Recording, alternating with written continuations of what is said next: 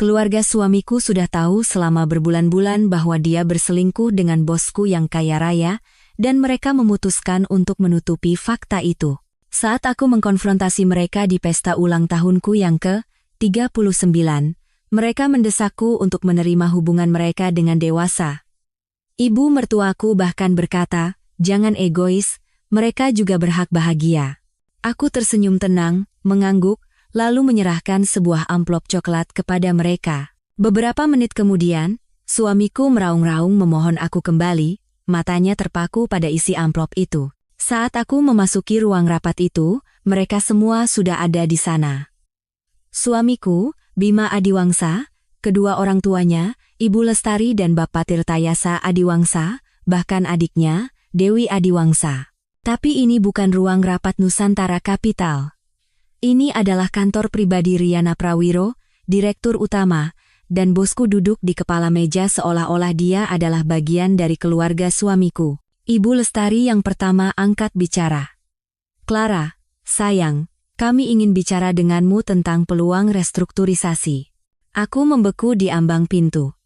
Aku melihat bibir ibu mertuaku bergerak sementara otakku memproses apa yang sebenarnya kulihat. Tangan Bima di bahu Riana. Cincin kawinnya memantulkan cahaya dari jendela kaca besar yang menghadap ke gedung-gedung pencakar langit di SCBD. Restrukturisasi? Aku mendengar suaraku sendiri. Bapak Tirtayasa berdeham. "Posisimu di Nusantara, Clara. Bu Riana punya beberapa gagasan tentang masa depanmu." Baru saat itulah aku menyadari dokumen-dokumen hukum yang tersebar di atas meja, dengan tanda tangan Riana yang sudah tertera di atasnya. Rapat itu dijadwalkan pukul 3 sore. Aku ingat sekretaris Riana menelepon, mengatakan ada urusan mendesak saat aku sedang meninjau laporan kepatuhan triwulanan. Tidak ada detail, hanya permintaan agar aku segera naik ke lantai eksekutif. Lift menuju lantai 32 terasa biasa saja, seperti rutinitas. Aku telah menempuh perjalanan itu ratusan kali selama 5 tahun bekerja di Nusantara Capital, biasanya membawa laporan tentang penilaian risiko atau pelanggaran peraturan untuk mendapatkan persetujuan Riana.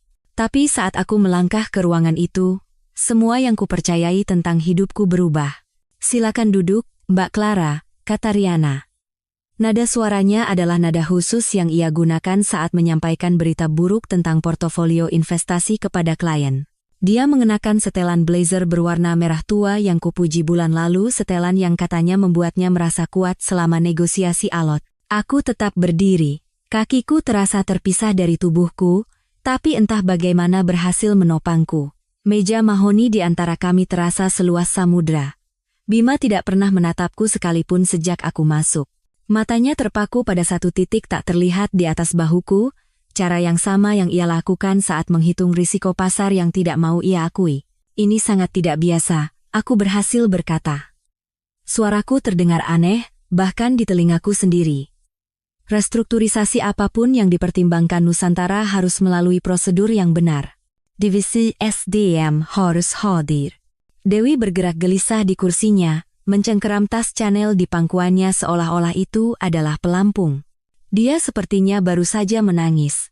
Aku bisa tahu dari konsiler yang diaplikasikan dengan hati-hati di bawah matanya merek yang sama yang ia minta pinjam dariku malam Natal tahun lalu setelah bertengkar dengan mantan pacarnya. "Ini bukan restrukturisasi perusahaan biasa," kata Bapak Tirtayasa sambil memperbaiki dasinya. Cincin kelulusan Universitas Indonesianya berkilau di bawah sinar matahari sore yang masuk melalui jendela kantor Riana. Anggap saja ini diskusi keluarga dengan beberapa implikasi profesional. Diskusi keluarga. Kata-kata itu menggantung di udara seperti sebuah tuduhan. Aku memandangi mereka satu persatu. Orang-orang yang telah berbagi 12 tahun hari raya, ulang tahun, dan makan malam keluarga akhir pekan denganku. Ibu Lestari menghindari mataku, fokus pada layar ponselnya, di mana aku bisa melihat pantulan wajahnya saat dia dengan hati-hati mengetik balasan pesan teks. Dewi membuka dan menutup mulutnya seperti seseorang yang ingin mengatakan sesuatu, tetapi tidak dapat menemukan kata-kata yang tepat. Dan Bima, suamiku, pria yang telah bersumpah di hadapan 200 tamu di pernikahan kami untuk mencintai dan menghormatiku, duduk di sana seperti orang asing dengan wajah yang kukenal.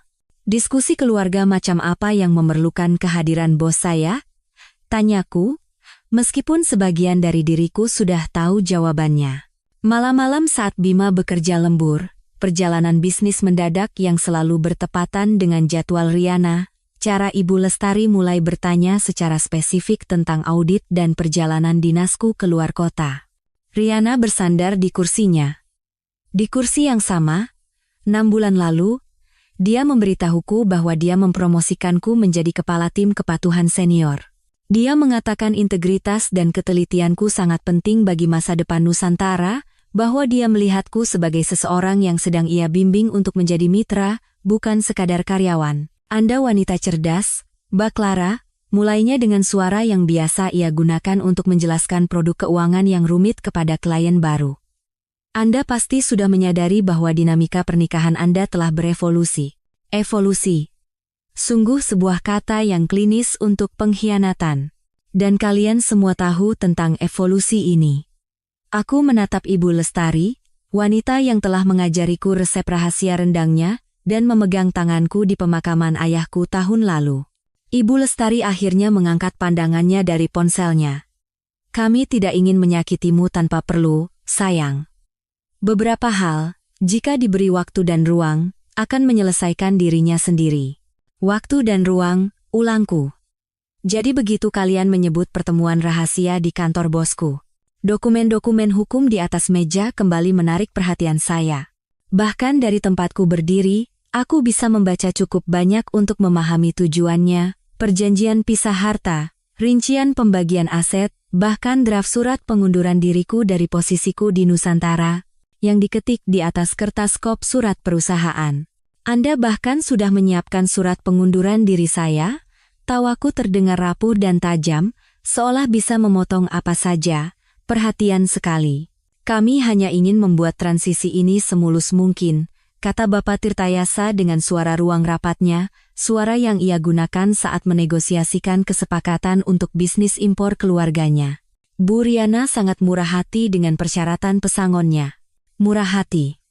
Mentorku, wanita yang kupercayai dengan karierku, telah merencanakan akhir profesional hidupku sambil merayu suamiku, dan keluarganya tidak hanya tahu, mereka memfasilitasinya. Aku mengeluarkan ponselku dan mengambil foto pemandangan itu.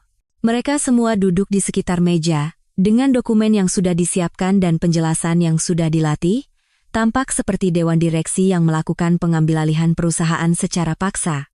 Dalam beberapa hal, memang itulah yang mereka lakukan.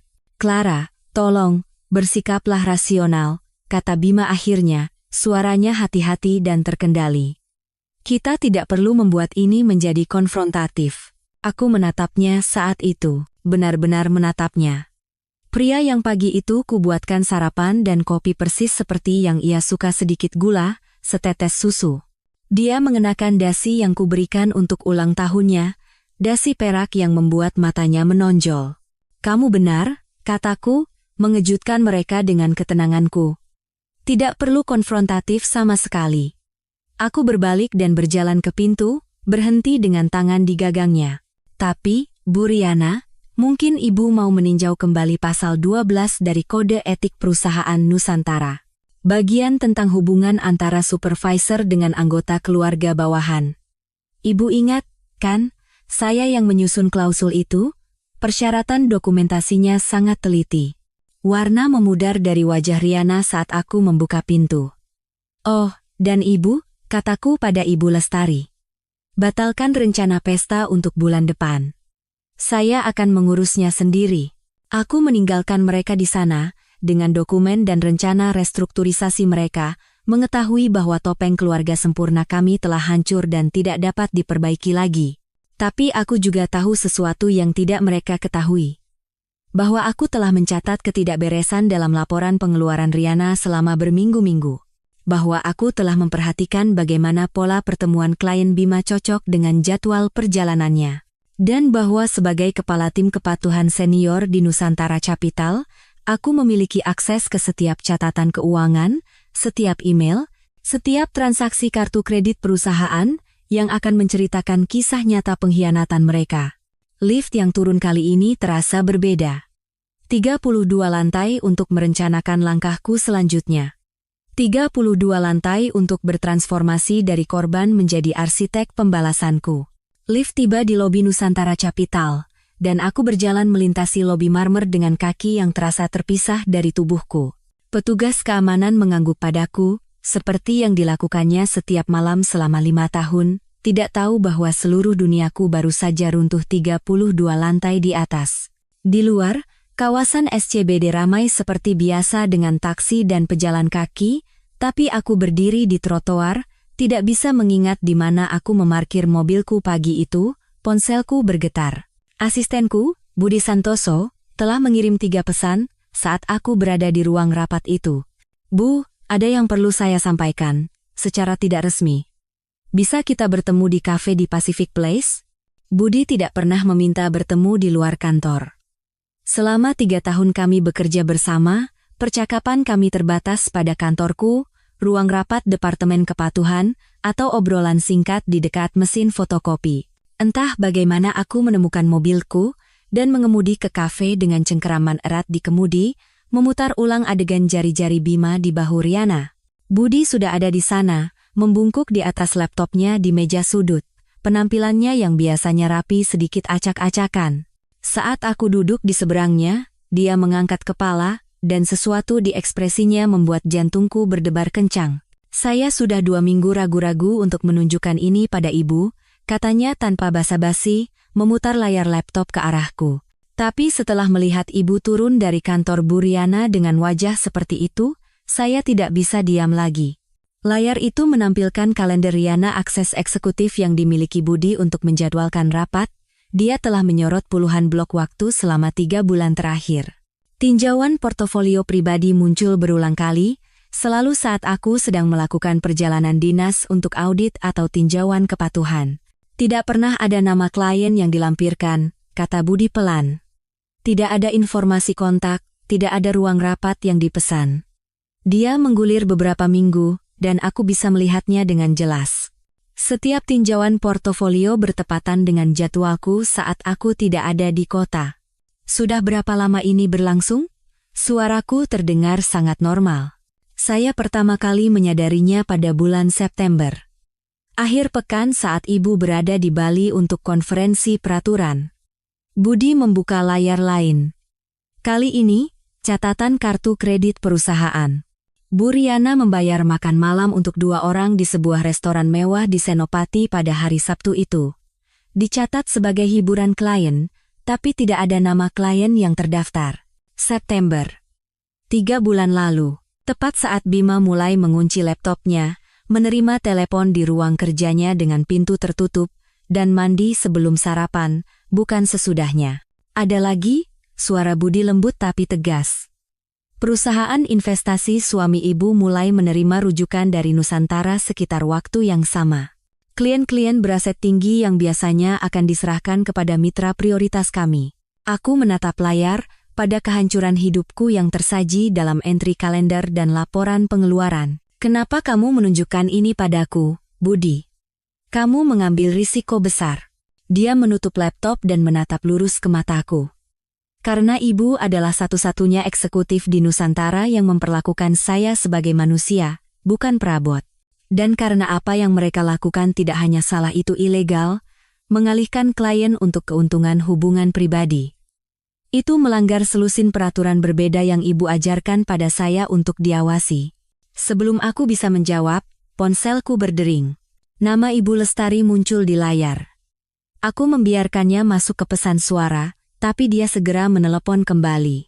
Sebaiknya aku angkat, kataku, meskipun hal terakhir yang kuinginkan adalah mendengar suara ibu mertuaku. Clara, sayang, kata Ibu Lestari begitu aku menjawab, nadanya ceria dan dibuat-buat. Ibu coba menghubungimu. Kamu jadi datang untuk makan malam hari Minggu? Ibu perlu tahu untuk catering. Catering? Sejak kapan mereka menggunakan catering untuk makan malam akhir pekan? Oh, Bima tidak memberitahumu? Akan ada beberapa tamu tambahan. Beberapa calon mitra bisnis yang ingin ayah buat terkesan. Dia berhenti sejenak. Kamu tidak sedang ada perjalanan dinas akhir pekan ini, kan?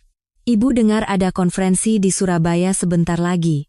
Konferensi Surabaya masih 2 minggu lagi, dan aku belum memberitahu siapapun kecuali timku. Bagaimana ibu tahu tentang Surabaya? Oh, pasti Bima yang cerita.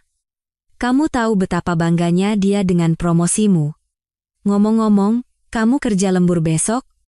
Ibu ada urusan di kota dan berpikir kita bisa makan siang jika kamu punya waktu.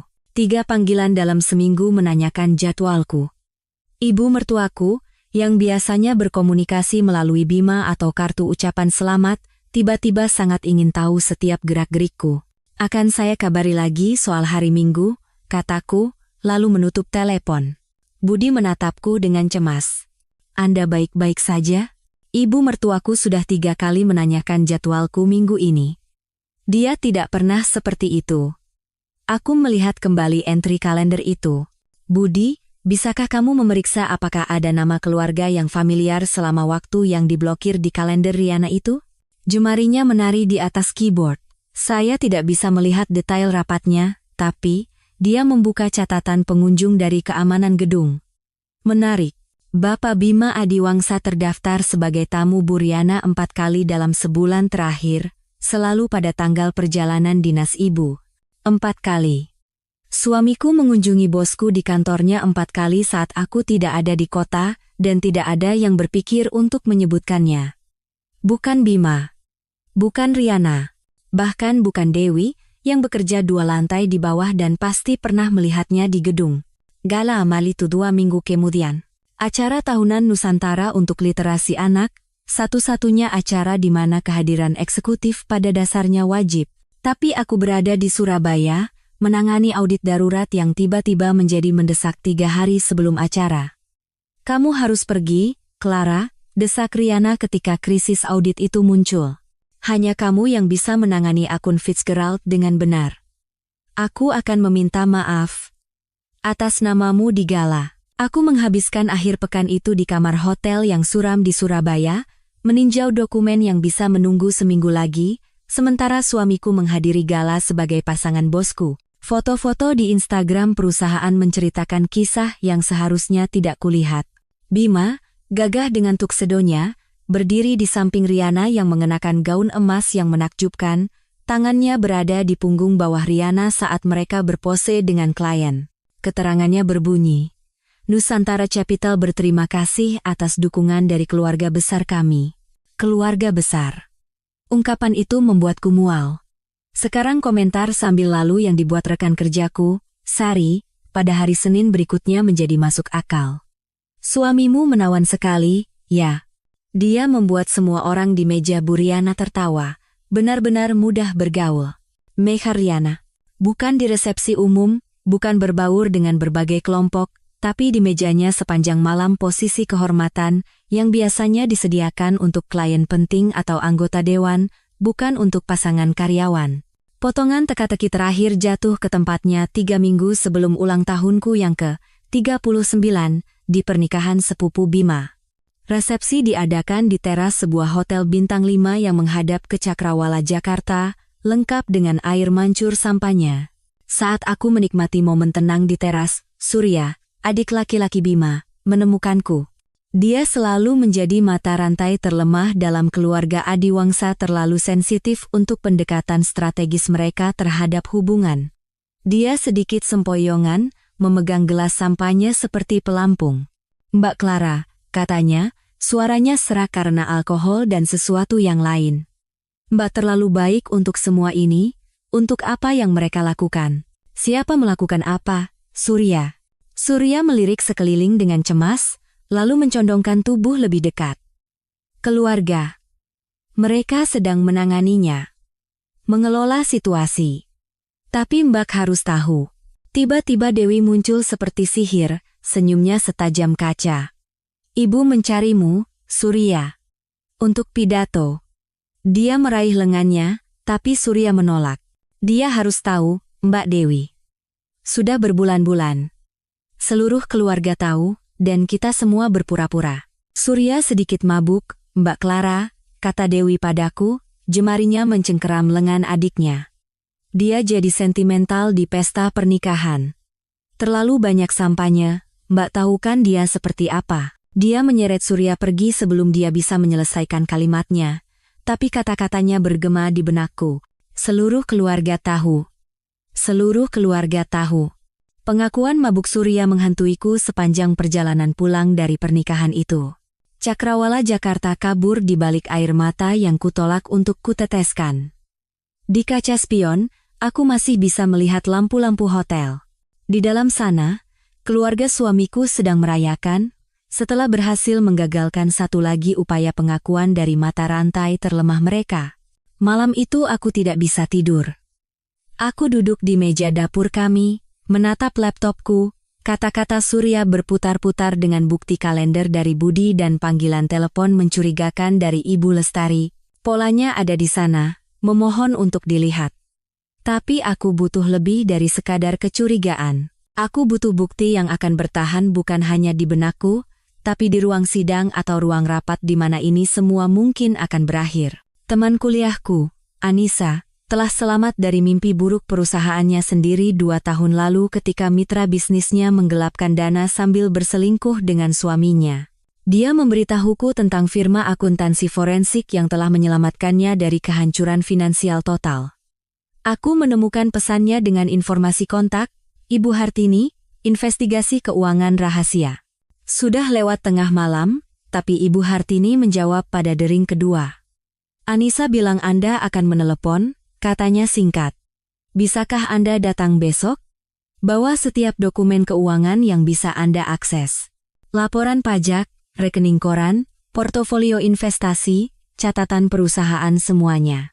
Kami bertemu di kantornya di sebuah gedung perkantoran biasa di kawasan Kuningan, yang bisa saja menampung praktik dokter gigi atau agen asuransi. Ibu Hartini tidak seperti yang kubayangkan. Usianya sekitar 50-an, mengenakan jeans dan kaos berkerah, lebih mirip bibi favorit seseorang daripada detektif keuangan yang telah mengungkap penipuan bernilai miliaran. Ceritakan semua yang Anda tahu, katanya, menyodorkan secangkir kopi ke seberang mejanya. Aku menceritakan semuanya. Pola di kalender, perilaku aneh keluarga, minat Bima yang tiba-tiba pada acara-acara Nusantara, pengakuan mabuk Surya. Dia membuat catatan di buku catatan kuning, sesekali bertanya untuk klarifikasi, tapi sebagian besar hanya mendengarkan. Dan Anda punya akses ke sistem keuangan Nusantara? Tanyanya ketika aku selesai. Saya kepala tim kepatuhan senior. Saya bisa mengakses semuanya kecuali detail kompensasi eksekutif. Untuk pertama kalinya, Ibu Hartini tersenyum. Itu lebih dari cukup. Ini yang akan kita cari. Pola rujukan klien yang tidak biasa, kesepakatan yang tidak mengikuti prosedur persetujuan standar, peluang investasi yang seharusnya melalui penawaran kompetitif tapi tidak. Dia benar. Selama 3 hari berikutnya, bekerja di luar jam kantor saat kantor Nusantara kosong, aku menarik catatan yang melukiskan gambaran yang mengerikan. 6 bulan lalu, tepat saat blok kalender misterius itu mulai muncul, Riana mulai mengalihkan peluang investasi dari mitra institusional kami yang biasa ke perusahaan-perusahaan yang lebih kecil. Perusahaan yang menerima sebagian besar peluang ini, Adiwangsa Group, bisnis keluarga yang Bima ikuti 2 tahun lalu. Angkanya sangat mencengangkan. Obligasi daerah premium yang seharusnya ditawarkan kepada klien papan atas kami, peluang dana ekuitas swasta dengan pengembalian terjamin, alokasi saham Praipo yang akan diperjuangkan oleh firma investasi manapun semuanya diam-diam disalurkan ke bisnis impor keluarga Adiwangsa yang sedang kesulitan, yang secara ajaib telah beralih fokus ke manajemen investasi tepat saat Riana dan Bima menjadi dekat. Bisnis senilai 30 miliar rupiah dialihkan dalam 6 bulan, kata Ibu Hartini ketika aku menunjukkan dokumen-dokumen itu padanya. Ini bukan perselingkuhan, ini konspirasi finansial. Keluarga suami Anda tidak hanya tahu tentang hubungan itu, mereka mendapat keuntungan darinya. Semakin dalam aku menggali, semakin jelas buktinya, tanda tangan Bapak Tirtayasa pada kontrak yang seharusnya tidak pernah ia lihat. Kesepakatan di mana Ibu Lestari terdaftar sebagai konsultan meskipun tidak memiliki kualifikasi keuangan. Firma desain Dewi yang tiba-tiba memenangkan kontrak pemasaran dengan Nusantara dengan tarif 30% di atas harga pasar. Malam itu, hingga pukul 2 pagi, Aku memetakan semuanya di papan tulis di ruang kerja kami di rumah papan tulis yang biasanya kugunakan untuk alur kerja kepatuhan. Garis merah menghubungkan tanggal, garis biru menandai transaksi keuangan, dan stabilo hijau menyoroti setiap pertemuan keluarga di mana jadwalku telah dibahas. Pola yang muncul lebih mirip serangan perusahaan yang terorganisir daripada perselingkuhan. Makan malam akhir pekan. 3 minggu sebelum aku tahu, Ibu Lestari bertanya tentang perjalanan dinasku ke Surabaya. Hari Senin, Riana menjadwalkan tinjauan portofolio untuk tanggal-tanggal tersebut. Hari Selasa, obligasi daerah senilai 10 miliar rupiah dialokasikan ke Adiwangsa Group. Hari Rabu, Bima pulang membawa bunga gestur rasa bersalah yang kukira karena stres kerja. Penemuan kartu kredit itu terjadi secara kebetulan. Aku sedang meninjau laporan pengeluaran rutin untuk pengajuan triwulanan jenis pekerjaan monoton yang kulakukan sambil mendengarkan podcast. Saat itulah nama Bima muncul dalam daftar pengguna yang disetujui. Bukan di kartu perusahaannya, tapi di kartu Nusantara Capital nomor yang berakhir dengan 4421, kartu eksekutif Riana. Tanganku gemetar saat aku mencetak laporan terperinci. Beberapa tagihan di Hotel Mulia Jakarta, pada tanggal-tanggal saat aku berada di Bandung untuk pelatihan. Makan malam intim untuk 2 orang di restoran mewah saat aku sedang melakukan audit di Surabaya. Biaya sewa mobil di Bali yang dicatat sebagai hiburan klien akhir pekan bertepatan dengan saat ibuku berkunjung dari California. Tapi yang terburuk adalah ketika aku menemukan tagihan dari butik Cartier di Plaza Indonesia. Konsultasi perhiasan senilai 22,5 juta rupiah, tertanggal sehari setelah promosiku diumumkan. Hari itu, Bima memelukku, mengatakan betapa bangganya dia, dan berjanji kita akan merayakannya dengan benar setelah kesibukan di kantor mereda. Saat aku sedang mencetak dokumen-dokumen ini, Dewi muncul di ambang pintu kantorku. Saat itu pukul 7 malam. Gedung Nusantara hampir kosong, kecuali beberapa analis junior yang mengejar tenggat waktu. Dia tampak lelah. Setelan desainernya kusut, dan riasannya yang biasanya sempurna telah luntur. Kita perlu bicara, katanya, menutup pintu di belakangnya. Aku terus mencetak. Suara mekanis mesin mengisi keheningan di antara kami. Dewi duduk di kursi tamu, memegang tasnya seperti perisai. Aku tahu kamu tahu, katanya akhirnya. Surya memberitahuku apa yang terjadi di pesta pernikahan, bahwa dia hampir mengatakannya. Aku berbalik menghadapnya, amarah membara di dadaku, tapi aku menjaga ekspresiku tetap netral. Tahu apa sebenarnya, Dewi? Dia membuka mulutnya, lalu menutupnya, menatap langit-langit seolah mencari campur tangan ilahi. Keluarga. Kami mencoba melindungimu dari rasa sakit yang tidak perlu. Terkadang hal-hal seperti ini, jika diberi ruang dan waktu, akan menyelesaikan dirinya sendiri. Ruang dan waktu, ulangku. Jadi begitu kalian menyebut mengatur pertemuan rahasia antara suamiku dan bosku. Wajah Dewi hancur. Seharusnya tidak seperti ini. Awalnya hanya bisnis. Bu Riana bisa membantu perusahaan keluarga kami, dan Mas Bima adalah penghubung yang alami. Dia memutar-mutar tali tasnya. Lalu, ayah dan ibu melihat sebuah peluang.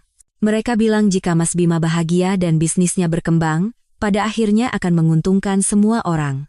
Semua orang kecuali aku, maksudmu. Mereka bilang, kamu terlalu fokus pada kariermu untuk menyadarinya. Bahwa kamu dan Mas Bima sudah menjauh secara alami. Bahwa ini hanyalah evolusi. Kata itu membuat perutku mual. Evolusi. Seolah-olah pengkhianatan adalah proses yang alami, dan tak terhindarkan seperti erosi atau pergeseran lempeng benua. Dewi berdiri. Seharusnya aku tidak datang. Aku hanya ingin kamu tahu bahwa tidak semua dari kami setuju. Surya dan aku, kami mencoba mengatakan itu salah. Tapi uangnya terlalu besar, Mbak Clara. Bisnis keluarga sedang diambang kehancuran. Ayah hampir kehilangan segalanya. Dia pergi sebelum aku bisa menjawab.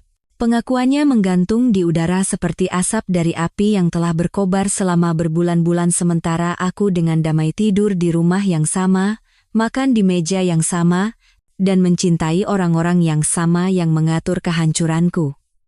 Aku ditinggalkan di kantor yang kosong, pengakuan Dewi masih bergema di udara. Bisnis keluarga sedang diambang kehancuran. Mereka telah menukar pernikahanku dengan kelangsungan hidup finansial mereka.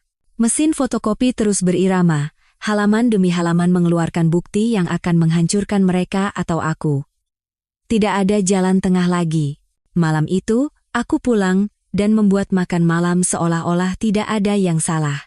Bima duduk di seberangku di meja makan kami, memotong steaknya dengan gerakan presisi yang sama yang ia gunakan untuk segala hal, tidak menyadari bahwa ponselku, yang tersembunyi di bawah serbet, sedang merekam percakapan kami. "Bagaimana harimu?" tanyanya, sebuah pertanyaan yang terasa sama kosongnya dengan pernikahan kami. "Sibuk. Laporan kepatuhan triwulanan akan segera jatuh tempo." Aku melihatnya memainkan ponselnya. "Ibumu menelepon lagi hari ini. Sepertinya beliau sangat tertarik dengan jadwalku akhir-akhir ini." Jemarinya berhenti sejenak di atas layar. "Mungkin dia merencanakan sesuatu untuk ulang tahunmu. Kamu tahu bagaimana dia dengan acara keluarga. Akara keluarga." Aku ingin tertawa mendengar ironinya, tapi sebaliknya aku berkata, dia bertanya secara spesifik tentang konferensi di Surabaya. "Aku bahkan belum memberitahumu tentang itu." "Aku pasti yang mengatakannya," katanya tanpa mengangkat mata. "Bisa tolong ambilkan garam?" Selama 3 minggu berikutnya, aku menjadi seseorang yang tidak kukenali. Setiap malam, setelah Bima tidur, aku memotret dokumen-dokumen di kegelapan kamar tamu, diterangi oleh cahaya ponselku. Kemudian aku mengunggah file-file itu ke hard drive terenkripsi yang kuberikan kepada teman kuliahku, Anissa, yang menyimpannya di apartemennya di Kemang. Dia tidak bertanya apa-apa ketika aku muncul di tengah malam dengan drive USB terbungkus kantong plastik. Dia hanya membuatkanku teh dan berjanji akan menjaganya tetap aman. Makan malam keluarga menjadi operasi pengumpulan intelijen. Aku tiba lebih awal untuk membantu Ibu Lestari di dapur. Ponselku merekam dari saku jaketku sementara dia berceloteh tentang klien-klien baru Bima yang menjanjikan dan betapa murah hatinya Riana dalam memberikan rujukan. "Wanita yang cerdas sekali," kata Ibu Lestari pada suatu hari Minggu, sambil menata mawar di vas keramiknya. "Dia benar-benar memahami nilai aliansi strategis." Tidak semua orang punya visi seperti itu.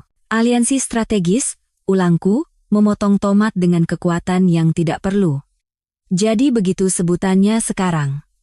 Tangan Ibu Lestari berhenti di atas bunga. "Aku tidak mengerti maksudmu, sayang." "Bukan apa-apa," kataku sambil tersenyum, "hanya memikirkan pekerjaan." Bapak Tirtayasa tidak begitu halus. Saat makan malam, dia bersandar di kursinya, segelas whisky di tangan, dan berpidato tentang lanskap manajemen investasi yang terus berubah. "Hubungan adalah segalanya dalam bisnis ini," katanya, menatap lurus ke arah Bima.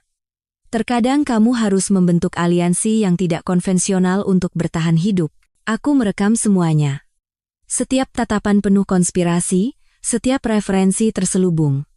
Setiap saat mereka pikir mereka pintar, aku memainkan peranku sebagai istri yang tidak sadar, yang hanya fokus pada karier.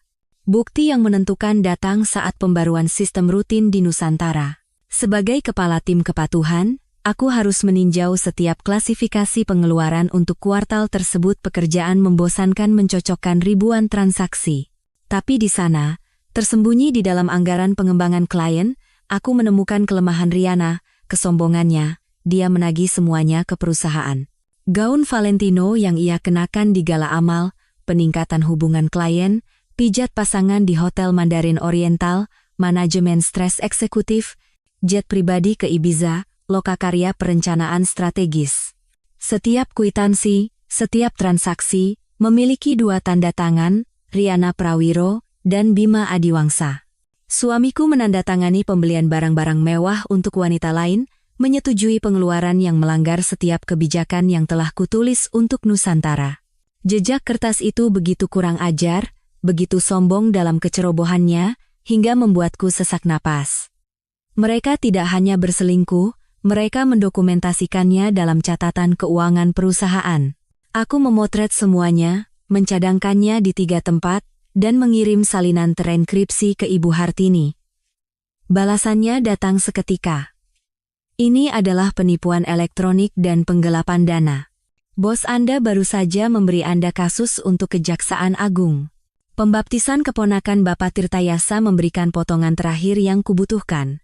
Acara itu diadakan di sebuah klub privat di Jakarta, jenis acara dengan balon pastel dan brunch sampainya di mana para wanita keluarga Adiwangsa menjalankan tugas sosial mereka dengan keanggunan yang terlatih. Aku tiba terlambat, dengan alasan pekerjaan. Ponselku sudah merekam di dalam tasku. Ibu Lestari menarikku ke samping di dekat meja hadiah. Parfum Chanel nomor 5-nya terasa menyesakkan di ruang sempit itu. Kamu tampak lelah, sayang. Bekerja terlalu keras tidak baik untukmu. Hanya sedang sibuk saja, kataku, membiarkan kelelahan merayap ke dalam suaraku. Terkadang aku bertanya-tanya, apakah aku terlalu fokus pada karierku sehingga melewatkan hal-hal lain. Mata Ibu Lestari berbinar dengan kepuasan seseorang yang telah menunggu kesempatan ini. Karier itu penting, tapi seharusnya bukan segalanya. Terkadang, kamu harus menerima bahwa orang tumbuh ke arah yang berbeda. Bima, misalnya, dia sedang menjelajahi cakrawala baru akhir-akhir ini. Sehat dalam pernikahan jika setiap pasangan memiliki ruang untuk mengeksplorasi pilihan mereka masing-masing. Mengeksplorasi pilihan mereka? Aku menjaga suaraku tetap netral. Oh, kamu tahu maksudku. Pengembangan profesional, koneksi baru. Bu Riana sangat membantu pertumbuhan kariernya. Kamu seharusnya bangga dengan bagaimana dia memperluas jaringannya. Dan Anda pikir saya harus fokus pada karier saya sementara Bima mengeksplorasi. Tepat sekali. Ibu Lestari meremas lenganku, salah mengartikan nadaku sebagai penerimaan. Kamu anak yang cerdas, Clara. Fokus pada apa yang terbaik bagimu, dan biarkan Bima melakukan hal yang sama. Pada akhirnya, semua orang akan lebih bahagia. Kata-katanya, yang terekam dengan jelas di ponselku, adalah pengakuan yang kubutuhkan.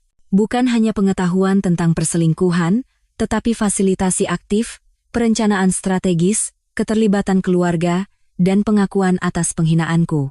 Malam itu, aku mengurung diri di kamar tidur kami sementara Bima menghadiri pertemuan larut malam dengan klien lagi. Aku menyebarkan semuanya di tempat tidur.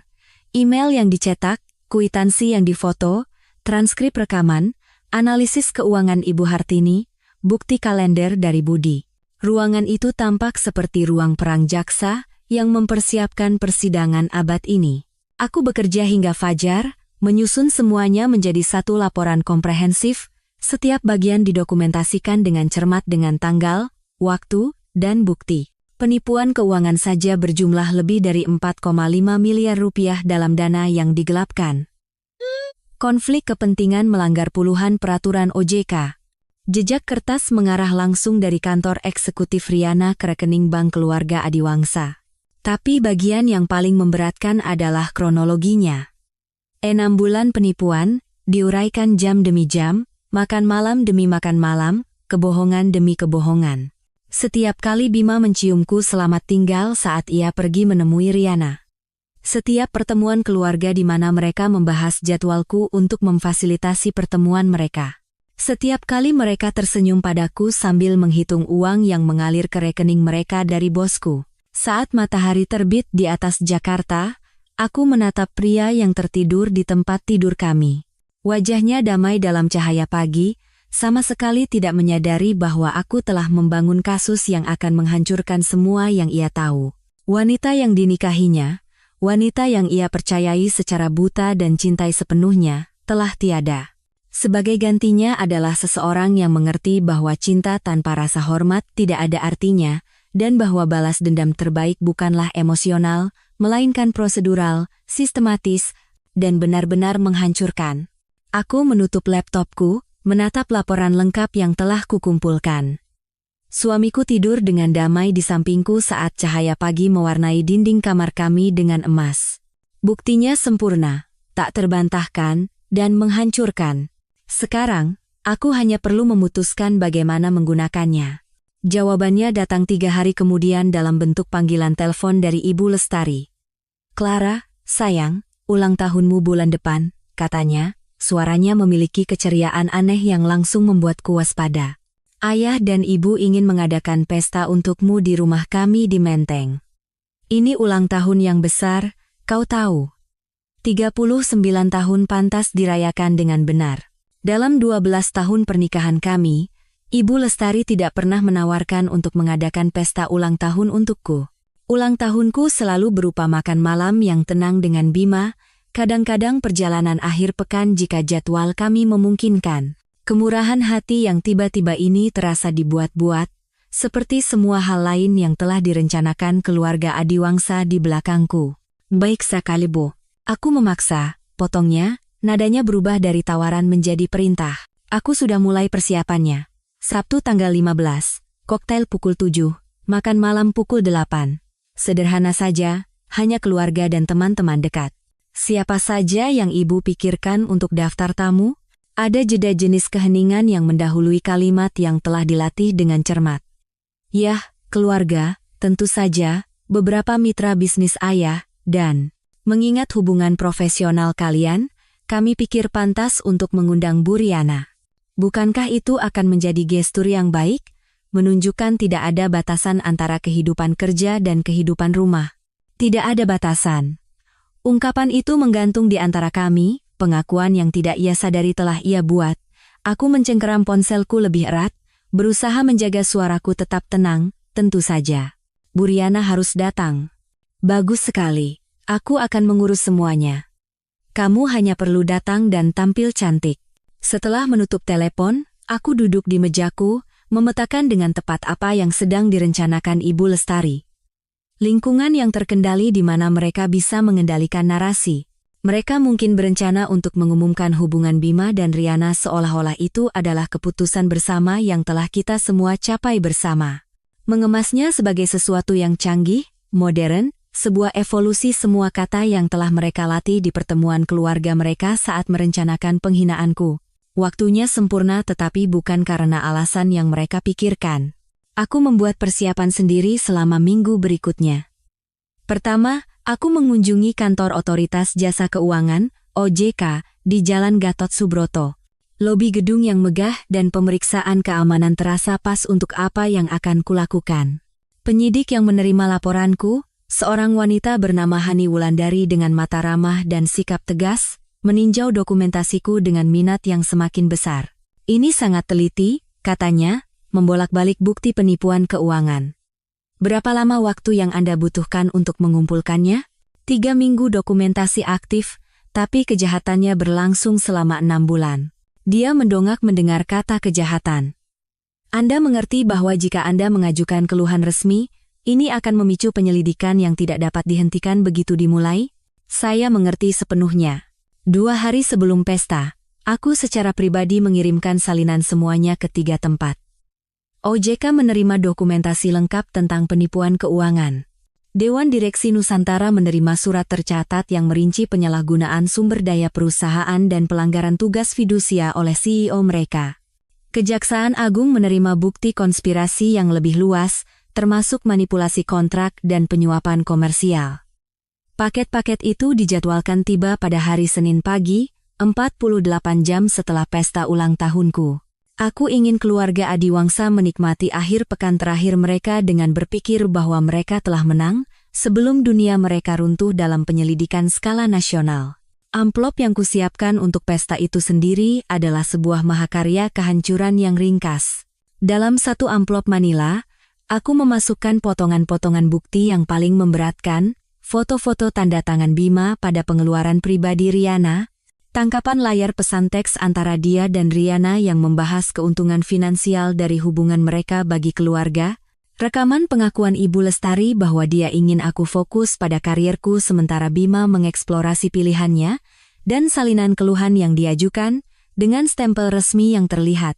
Aku menyegelnya dengan perhatian metodis yang sama yang kugunakan saat menyiapkan laporan pelanggaran peraturan yang akan mengakhiri karier dan memicu penyelidikan kriminal. Amplop ini akan menjadi hadiah ulang tahunku untuk diriku sendiri saat di mana aku berhenti menjadi korban mereka dan menjadi arsitek kejatuhan mereka. Anissa setuju untuk datang ke pesta tanpa ragu ketika aku menjelaskan apa yang kubutuhkan. Kami bertemu di sebuah kafe di daerahnya di Kemang, tempat kami tidak mungkin bertemu dengan keluarga Adiwangsa. Kamu ingin aku merekam apa yang terjadi? Tanyanya sambil mengaduk gula ke dalam latenya. Mereka merencanakan sesuatu. Aku bisa merasakannya. Menggunakan pesta ulang tahunku untuk memaksaku menerima situasi ini secara publik, mungkin dengan semua teman kelas atas mereka sebagai saksi. Wajah Anissa mengeras.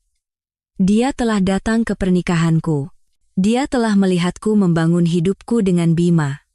Dia telah melihatku berjuang untuk menyeimbangkan karierku dengan menjadi menantu perempuan Adiwangsa yang sempurna. Di mana aku harus berdiri?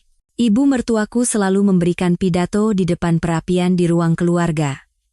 Jika kamu bisa mendapatkan sudut yang jelas dari dekat bar, kamu akan menangkap semuanya. Gunakan ponselmu, tapi jangan terlalu mencolok. Aku ingin mendokumentasikan apapun yang mereka rencanakan, dan aku ingin melihat reaksi mereka dari berbagai sudut saat aku memberikan jawabanku. Kamu akan menghadapi mereka. Aku akan memberikan persis apa yang mereka inginkan. Tanggapan yang dewasa dan canggih atas pengkhianatan mereka. Hanya saja mereka akan menyadari terlambat bahwa definisiku tentang kedewasaan melibatkan pertanggungjawaban. Pada hari Kamis sebelum pesta, aku mengunjungi pengacaraku untuk memastikan semua keuangan pribadiku terlindungi. Aku membuka rekening bank baru atas namaku sendiri. Aku memindahkan dana pensiunku dan mendokumentasikan nilai saat ini dari semua aset bersama kami. Jika Bima menginginkan perceraian setelah semua ini, aku akan siap. Malam itu, aku menemukan Bima di ruang kerjanya. Pintu itu anehnya terbuka. Dia mendongak saat aku masuk. Sesuatu melintas di wajahnya, mungkin rasa bersalah, atau mungkin antisipasi atas sandiwara rumit yang telah direncanakan keluarganya untuk hari Sabtu. Ibumu menelepon tentang pesta itu, kataku, bersandar di kusen pintu. Baik sekali dia melakukan itu. Dia ingin melakukan sesuatu yang istimewa untukmu, katanya, suaranya netral dan hati-hati. 39 tahun hanya terjadi sekali, kan? Dan dia bilang, Bu Riana juga akan datang. Jari-jari Bima berhenti di atas keyboard. Apakah itu masalah? Kenapa harus jadi masalah? Dia bosku. Aku bekerja dengannya setiap hari. Aku mencari tanda-tanda keraguan, kemarahan, sesuatu di wajahnya, tapi aku telah belajar memakai topeng yang sama yang telah mereka semua kenakan selama berbulan-bulan, topeng yang mengatakan semuanya baik-baik saja sementara kerajaan terbakar di belakang mata kami. Kamu benar, katanya akhirnya. Baik untuk menjaga hubungan seperti itu. Hubungan. Di dunia keluarga Adiwangsa, semuanya bermuara pada hubungan, koneksi, jaringan. Mereka telah membangun seluruh konspirasi mereka dengan asumsi bahwa hubungan lebih penting daripada kebenaran, bahwa koneksi mengalahkan integritas, dan bahwa jaringan, jika dikelola dengan benar, dapat bertahan dari pengungkapan apapun. Pada hari Sabtu, aku akan mengajari mereka sebaliknya. Pada hari Sabtu, aku akan menunjukkan kepada mereka bahwa beberapa pengkhianatan tidak dapat dikelola, dinegosiasikan, atau direstrukturisasi. Beberapa pengkhianatan menuntut jenis keadilan yang datang dengan penyelidikan Kejaksaan Agung dan aib publik. Sabtu datang dengan cuaca April yang sejuk yang membuat Jakarta tampak seperti lokasi syuting film. Aku berdiri di depan cermin kamar tidur, merapikan gaun koktail hitam yang telah kupilih khusus untuk malam ini, cukup elegan untuk standar Ibu Lestari, cukup gelap untuk pemakaman. Dalam beberapa hal, memang inilah kematian sebuah ilusi ikatan keluarga, kehidupan yang kita semua pura-pura jalani. Bima keluar dari kamar mandi, aroma parfumnya aroma yang sama yang ia kenakan di pernikahan kami memenuhi ruangan. Kamu cantik, katanya, menatap mataku di cermin. Sesaat, sesuatu melintas di wajahnya, mungkin penyesalan, atau mungkin hanya antisipasi atas pertunjukan yang telah diatur oleh keluarganya. Terima kasih, jawabku sambil memasukkan amplop manila ke dalam tasku. Aku yakin ibu akan menghargai usaha kita. Perjalanan ke rumah di Menteng terasa lebih lama dari biasanya. Bima memeriksa ponselnya di setiap lampu merah, ibu jarinya bergerak cepat dan gugup di layar. Aku menatap kota yang berlalu, menghitung menit sampai semuanya akan berubah. Ibu Lestari telah berusaha keras untuk dekorasi. Rumah itu berkilauan dengan pencahayaan lembut, bunga-bunga segar di setiap permukaan, dan sampahnya yang cukup untuk mengapungkan kapal pesiar kecil. Para tamu sudah tiba saat kami masuk. Mitra bisnis Bapak Tirtayasa, teman-teman klub buku Ibu Lestari, dan beberapa rekan kerjaku dari Nusantara yang tampak sedikit tidak nyaman di lingkungan yang mewah. Clara, sayang, Ibu Lestari meluncur ke arahku dalam awan parfum Chanel No. 5, mencium pipiku. Selamat ulang tahun. Kamu benar-benar memukau. Di belakangnya, Riana berada di dekat bar, mengenakan gaun merah yang mungkin harganya lebih mahal dari sewa bulanan kebanyakan orang. Dia mengangkat gelas sampanyenya ke arahku seolah bersulang, senyumnya setajam angin musim dingin. Anissa sudah berada di posisinya, persis di tempat yang telah kami diskusikan. Ponselnya siap dengan hati-hati saat dia berpura-pura membahas fluktuasi pasar dengan salah satu teman golf Bapak Tirtayasa. Pesta berjalan seperti tarian yang dikoreografikan dengan cermat.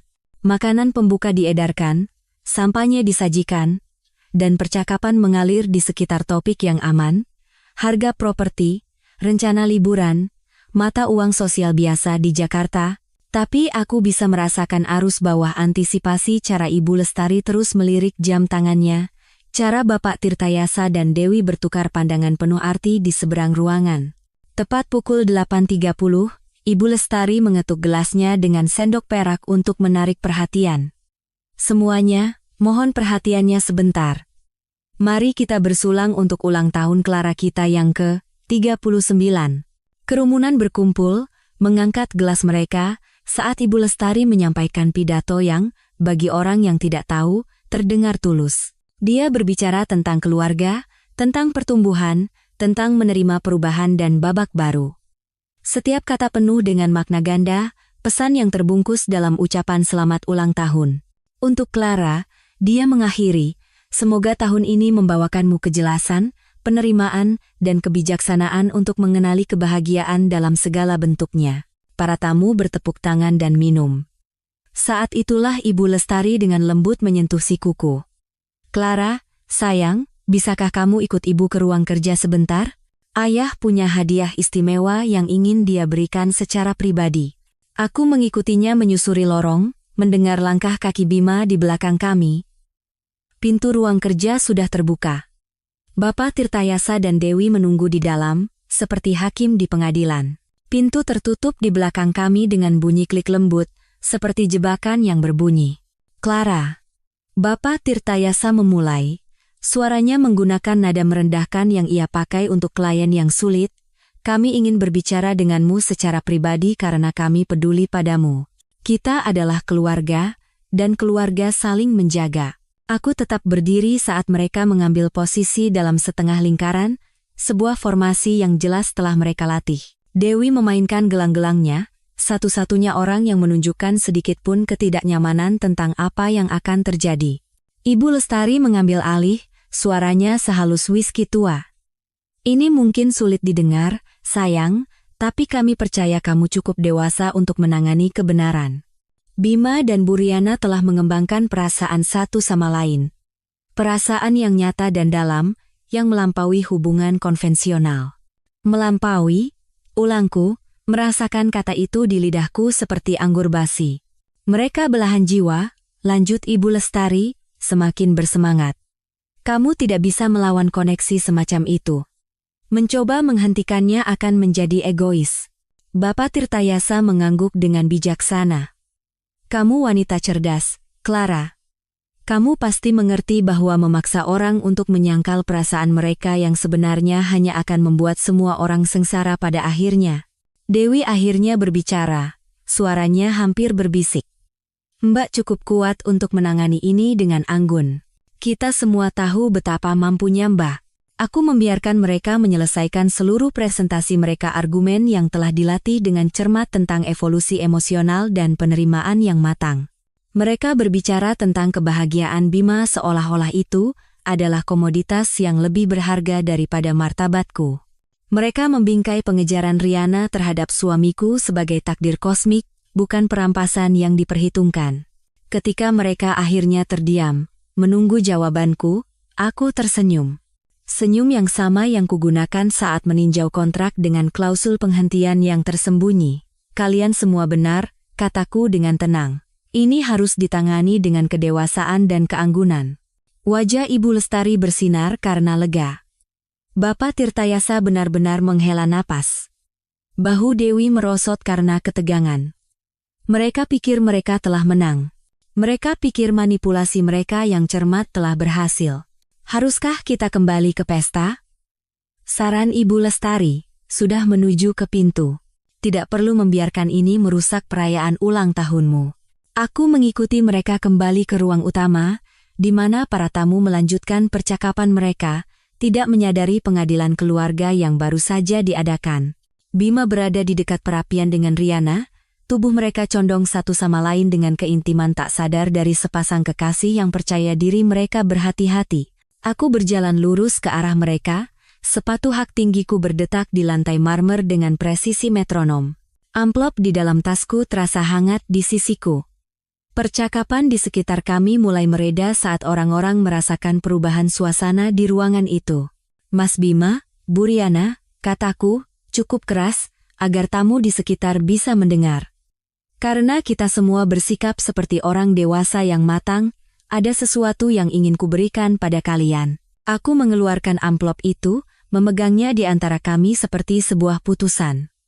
Wajah Bima memucat bahkan sebelum dia membukanya. Mungkin dia mengenali cara dokumen yang benar-benar merusak terasa lebih berat dari yang seharusnya.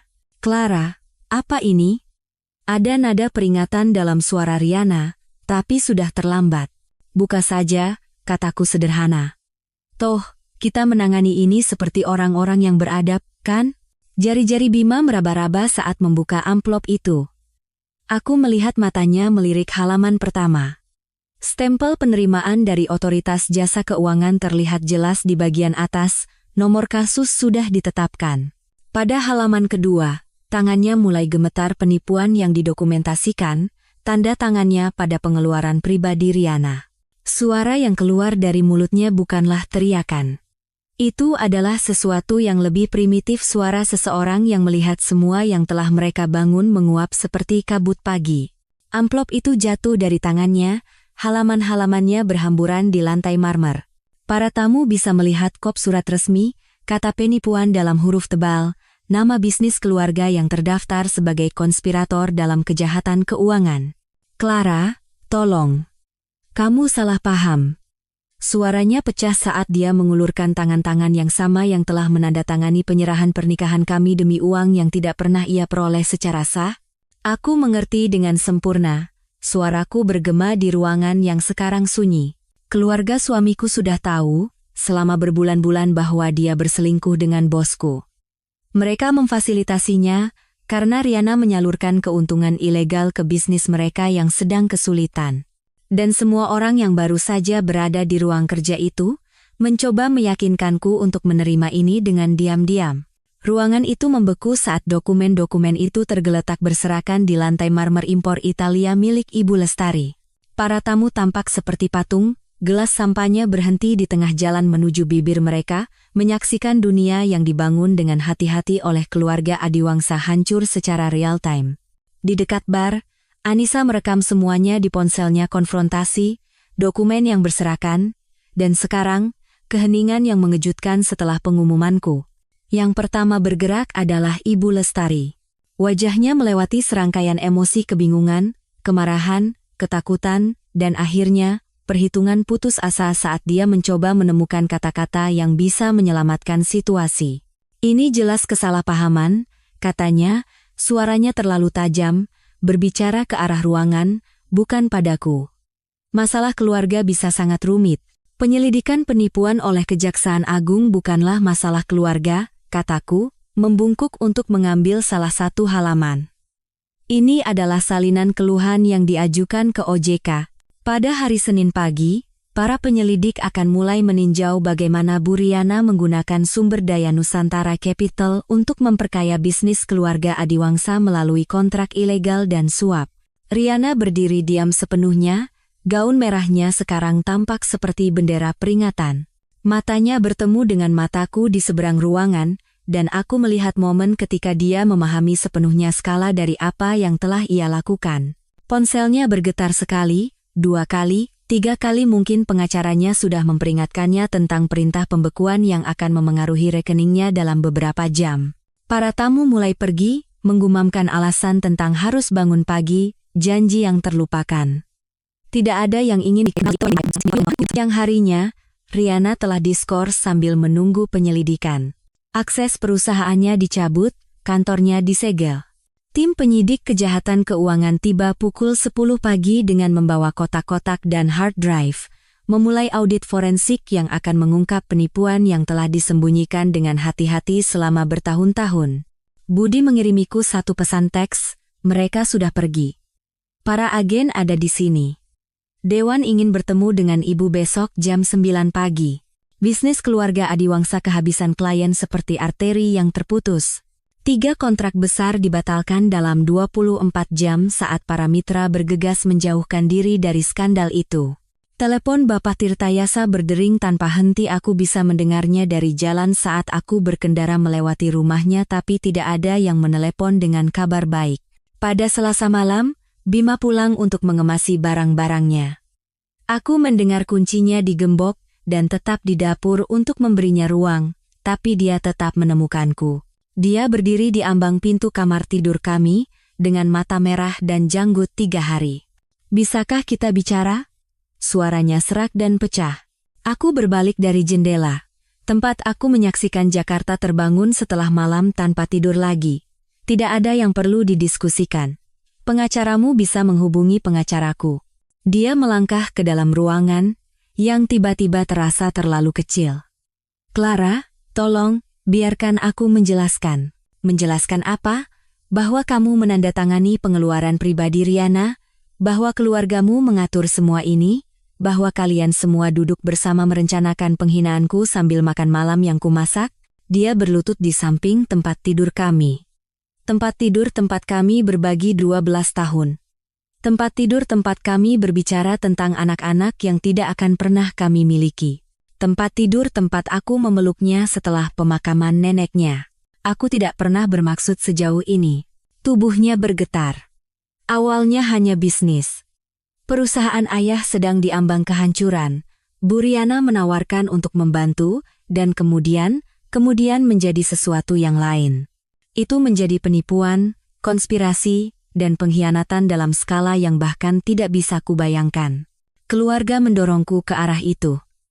Mereka bilang itu untuk kebaikan semua orang. Bahwa kamu terlalu fokus pada kariermu untuk menyadarinya, atau peduli. Mereka membuatnya seolah-olah aku melakukan hal yang benar untuk semua orang. Kata-katanya mungkin akan menyentuhku 6 bulan lalu, ketika aku masih percaya pada pria yang kunikahi. Sekarang, kata-kata itu terdengar persis seperti apa adanya, upaya putus asa untuk menyalahkan orang lain, untuk meminimalkan tanggung jawabnya, untuk mengubah dirinya dari pelaku menjadi korban.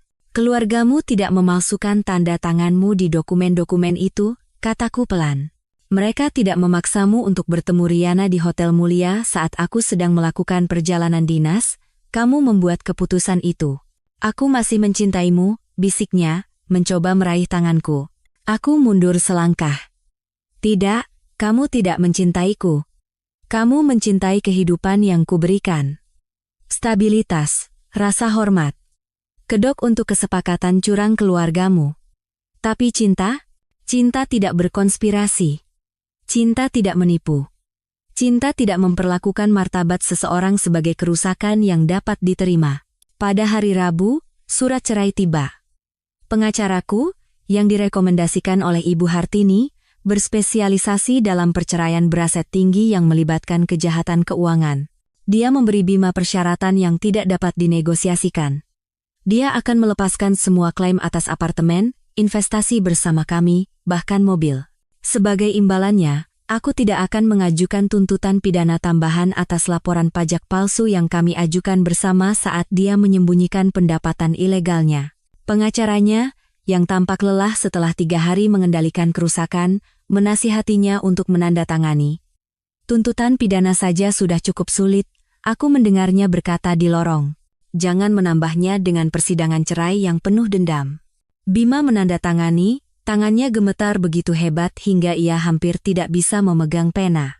Pria yang pernah dengan percaya diri menandatangani kesepakatan investasi bernilai miliaran rupiah telah direduksi menjadi cangkang yang gemetar, menyaksikan 12 tahun hidupnya larut dalam tinta hitam.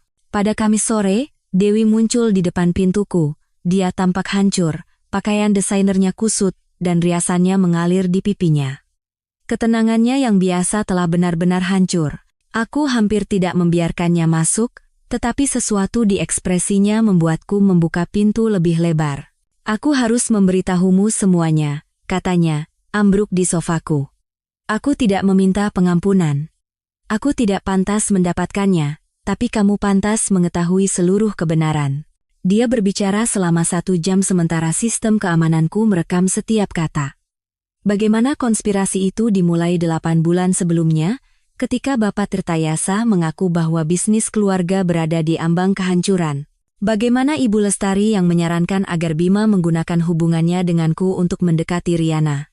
Bagaimana mereka melatihnya untuk pendekatan awal, mengatakan itu hanya jaringan, hanya pengembangan bisnis. Kami semua tahu sejak awal, Mbak, Ishak Dewi. Setiap makan malam keluarga akhir pekan, kami akan membahas jadwal Mbak, merencanakan pertemuan mereka, menyusun strategi bagaimana agar Mbak tidak tahu. Ibu bilang Mbak terlalu pintar untuk dibodohi selamanya, tapi pada saat itu, uangnya sudah aman, dan Mbak hanya harus menerimanya, kami. Kami mengandalkan fakta bahwa Mbak terlalu sibuk menjadi istri yang sempurna, karyawan yang sempurna, untuk melihat apa yang terjadi. Kami tidak menyangka Mbak akan sistematis. Kami tidak tahu Mbak mendokumentasikan semuanya. Dia pergi saat senja. Pengakuannya direkam dan disimpan di 3 lokasi. Sekarang buktinya lengkap. Bukan hanya penipuan keuangan, tapi konspirasi, perencanaan, dan penipuan sistematis yang melibatkan setiap anggota keluarga Adiwangsa. Pada hari Jumat, panggilan telepon Ibu Lestari telah berubah dari tuntutan marah untuk penjelasan menjadi permohonan putus asa untuk belas kasihan. Dia meninggalkan pesan suara yang mencakup seluruh spektrum manipulasi rasa bersalah, kemarahan, tawar-menawar, permohonan kesetiaan keluarga. Kamu menghancurkan kami, ratapnya dalam satu pesan. Ayahmu merasakan sakit di dadanya. Bisnisnya hancur. Bagaimana kamu bisa melakukan ini pada keluarga? Keluarga. Kata itu telah kehilangan semua artinya. Keluarga seharusnya melindungimu, bukan mengatur pengkhianatanmu. Keluarga seharusnya merayakan kesuksesanmu, bukan menggunakannya sebagai peluang untuk eksploitasi. Keluarga seharusnya mencintaimu, bukan menukar martabatmu dengan keuntungan finansial. Aku menghapus setiap pesan tanpa mendengarkannya sampai selesai.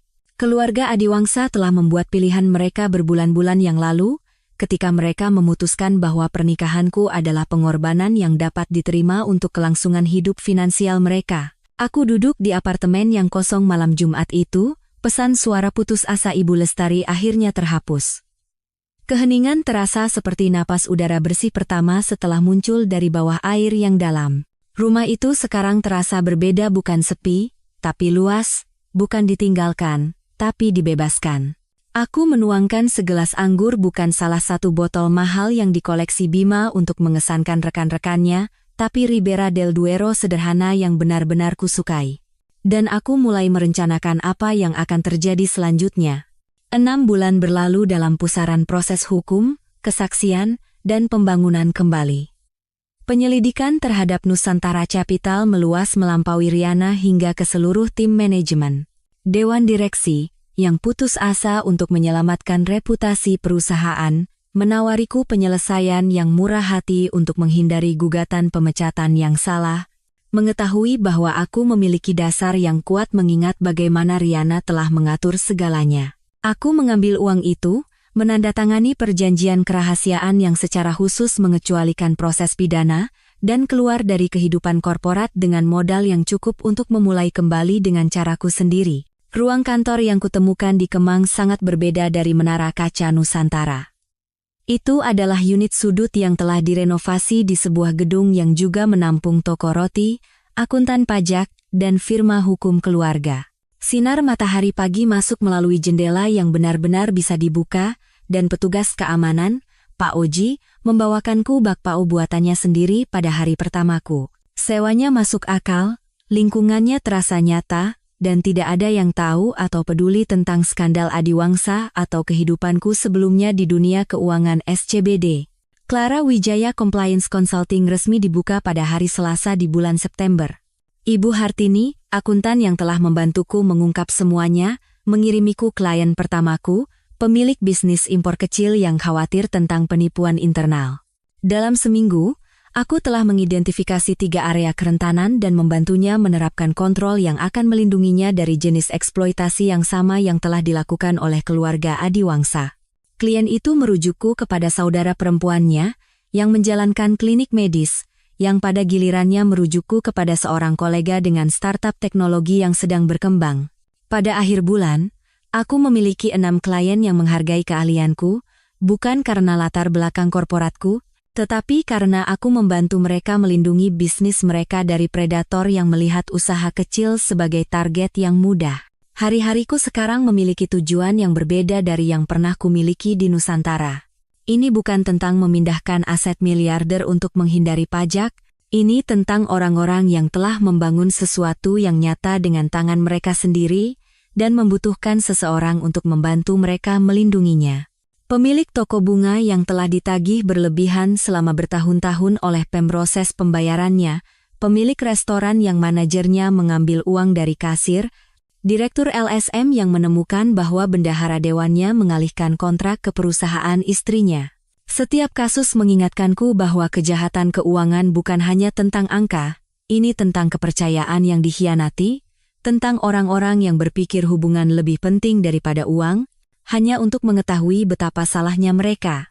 Pada bulan Oktober, kabar beredar melalui kalangan hukum bahwa rumah keluarga Adiwangsa di Menteng telah dijual. Aku berkendara ke sana pada suatu hari Minggu dan parkir di depan rumah tempat aku menjadi tuan rumah makan malam keluarga yang tak terhitung jumlahnya, di mana kehancuranku direncanakan di antara hidangan. Papan agen real estate bergoyang ditiup angin musim gugur, dan melalui jendela aku bisa melihat ruangan-ruangan itu sudah kosong.